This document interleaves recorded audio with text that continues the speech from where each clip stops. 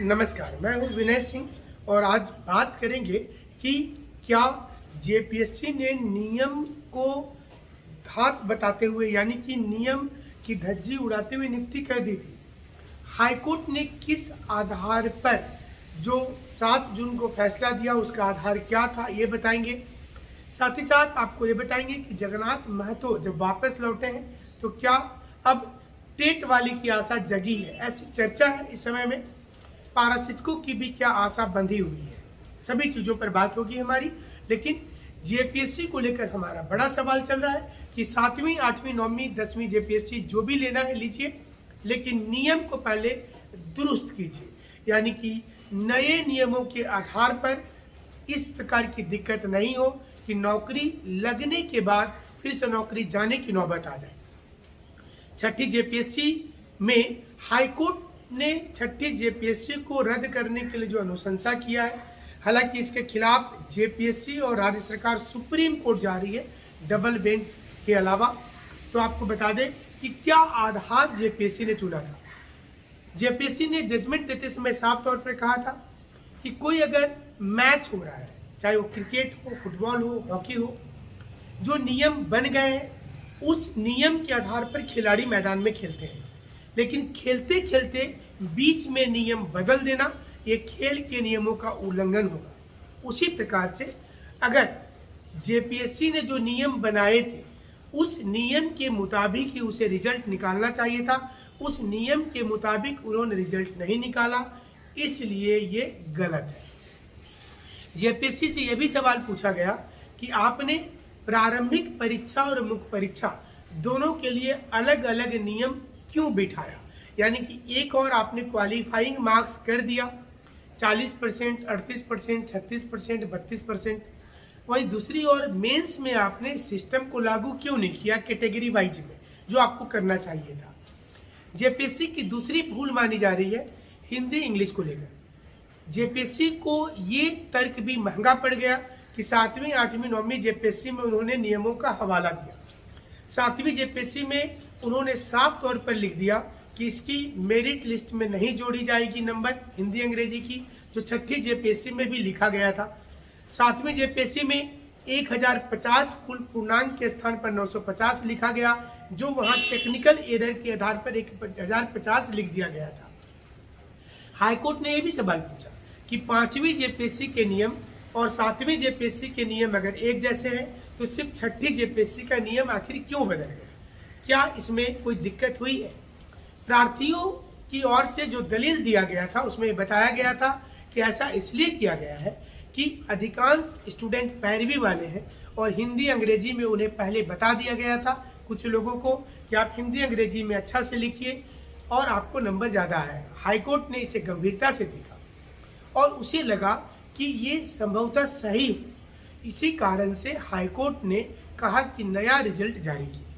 अब अगर नया रिजल्ट जारी होता है तो क्या होता है, नया रिजल्ट अगर जारी होगा तो वर्तमान में कार्यरत 132 ऑफिसर्स की नौकरी चली जाएगी। 132 ऑफिसर्स की नौकरी चली जाएगी, उसमें से 70 लोग ऐसे हैं, 326 में से 70 लोग ऐसे हैं जो क्लास 1 की ही नौकरी में थे, यानी कि क्लास 1 की नौकरी हम पे स्केल के आधार पर बता रहे हैं, जिनका पे स्केल जेपीएससी के पे स्केल के समतुल्य था, उसी नौकरी में थे और वे सब लोग नौकरी छोड़कर आए थे।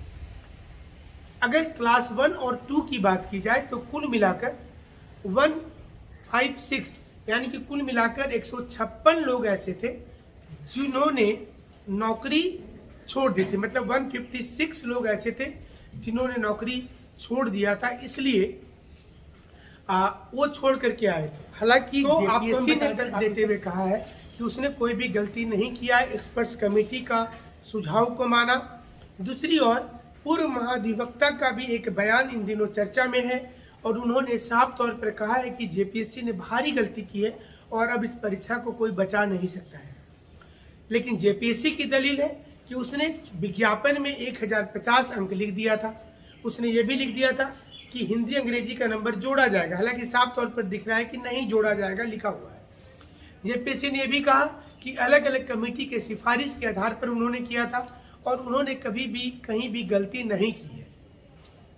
देखना होगा कि सुप्रीम कोर्ट इस पर क्या निर्णय लेती है। लेकिन ऐसे में जिस 156 कैंडिडेट की बात कर रहे थे कि जो लोग नौकरी छोड़ कर आए हैं, उनका अब क्या होगा, उनके पास अब क्या विकल्प बचता है, क्या वो गलत किए हैं। हाईकोर्ट ने इस मामले को भी देखा था। हाईकोर्ट ने कहा कि इसमें छात्रों की गलती नहीं है, बल्कि इसमें गलती अधिकारियों की है। और अगर ये 156 लोग अगर हाईकोर्ट में रिक्वेस्ट पिटीशन फाइल कर देते हैं तो इस पर भी हाईकोर्ट जजमेंट दे सकती है, या फिर ये लोग सुप्रीम कोर्ट भी जा सकते हैं। कुछ लोगों का रैंक बदल जाएगा। अपने जजमेंट में हाईकोर्ट ने ये भी कहा है कि जो 960 कैंडिडेट को बुलाया गया था इंटरव्यू देने के लिए, रिजल्ट उसी के बीच से निकाला जाए, मतलब उसमें तय कर लिया जाए कि कितने लोगों को अब नए सिरे से लाया जा रहा है। ऐसे में बहुत से लोगों ने झारखंड अब तक को फोन करके पूछा है कि उनका 1 नंबर 2 नंबर 3 नंबर कम है मेंस में, क्या उनको चांस मिल सकता है। इस वक्त में कहना जल्दबाजी होगा, क्योंकि मामला जितना आसान नजर आ रहा उतना नहीं है, ये और ज्यादा कॉम्प्लिकेटेड हो गया है। इसी प्रकार के मामले में पंजाब में पूरी परीक्षा को रद्द कर दिया गया था सुप्रीम कोर्ट के द्वारा। इसी प्रकार के निर्णय में एक बार आंध्र प्रदेश में भी परीक्षा रद्द हो चुका है। इसलिए अब ऐसा प्रतीत होता है कि ये मामला सुप्रीम कोर्ट में गया है, तो अब सुप्रीम कोर्ट तय करेगी कि क्या उन अधिकारियों की नौकरी बचनी चाहिए या चली जानी चाहिए। सवाल होता है कि सुधरेगा कैसे झारखंड। झारखंड में ये समस्याएं आखिर क्यों आती हैं, बाकी राज्यों में क्यों नहीं आता है। विवाद बीपीएससी में भी होता था, लेकिन उसने नियमावली को दुरुस्त कर दिया, और नियमावली को दुरुस्त जब किया जाता है तो दिक्कत नहीं रहती, यानी कि स्टूडेंट को भी पता रहता है कि पहले से ये नियम है। और मैच खेलते खेलते बीच में नियम बदल दीजिएगा तो इससे दिक्कत तो आना लाजिमी हो जाएगा, और यही दिक्कत हुई है। और इस समय में इसी को सबसे ज्यादा ध्यान दिया जा रहा है। यहाँ पर यह भी सोचने वाली बात होगी कि झारखंड में स्टूडेंट लाचार और बेबस हो गए, क्योंकि उनको अब समझ में नहीं आता है कि वो क्या करें क्या नहीं करें, कौन कौन से एग्जाम को लिखें, क्योंकि यहाँ पर कोई भी एग्जाम अंतिम प्रतिफल नहीं पहुंचा है। अगर आप जेएसएससी की किसी परीक्षा को ले लीजिए, टेट वाले को ले लीजिए या जेपीएससी को ले लीजिए, परीक्षा लेने वाली 3 प्रमुख संस्था यहाँ पर है।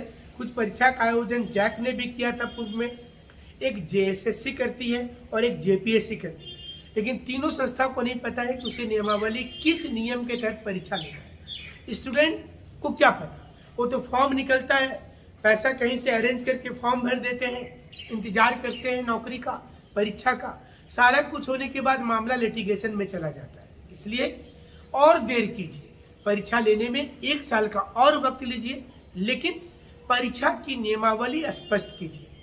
6 महीने का वक्त लीजिए, लेकिन परीक्षा की नियमावली इतनी सुंदर होनी चाहिए कि ये हो जाने के बाद कोई दिक्कत नहीं हो, ये कॉम्प्लिकेशन सिचुएशन नहीं हो।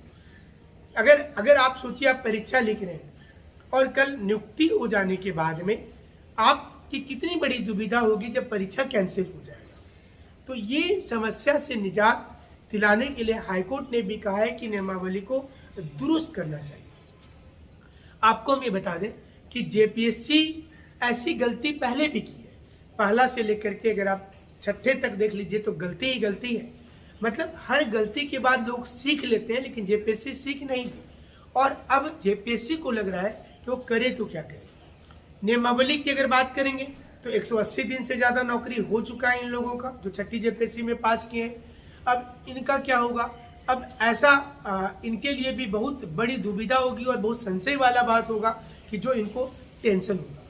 तो चलिए हमारी दूसरी वीडियो में हम आपको बताएंगे कि जगन्नाथ महतो के वापस आने के बाद क्या झारखंड में नौकरी की संभावना बढ़ने वाली है या फिर ऐसे ही सब कुछ चलता है।